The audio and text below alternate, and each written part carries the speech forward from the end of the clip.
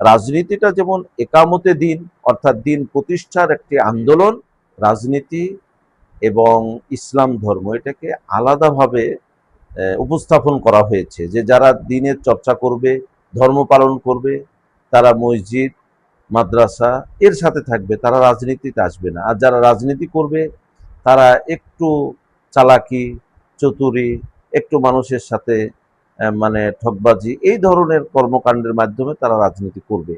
রাজনৈতিক উদ্দেশ্যটা হয় মানুষের কল্যাণ। তাহলে ধর্মের সাথে বা ধর্মীয় ব্যক্তিদের সাথে এটার আলাদা কোনো পার্থক্য নাই, কারণ ধর্মের মূলনীতি হচ্ছে মানুষের কল্যাণ করা। এবং রাজনৈতিকভাবে একজন মানুষের যে কল্যাণটা করা যায়, মানুষ সেবা দেওয়া যায়, এটা অন্য কোনোভাবে দেওয়া যায় না।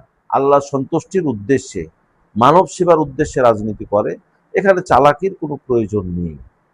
চালাকি ছাড়া একজন মানুষ রাজনীতি করতে পারে যদি তার উদ্দেশ্যটা ভালো হয়। কিন্তু যদি আমার উদ্দেশ্য হয় রাজনীতি করার, যে আমি টাকা ইনকাম করব অথবা খ্যাতি অথবা ক্ষমতা আমি ব্যবহার করব, এ ধরনের যখন মানুষ চিন্তা চেতনা লালন করবে, তখন তাকে চালাকির আশ্রয় গ্রহণ করতে হবে, প্রতারণার আশ্রয় গ্রহণ করতে হবে এবং সামনের দরজা না দিয়ে পিছনের দরজা দিয়ে কিভাবে যাওয়া যায় সে চিন্তা তিনি করবেন।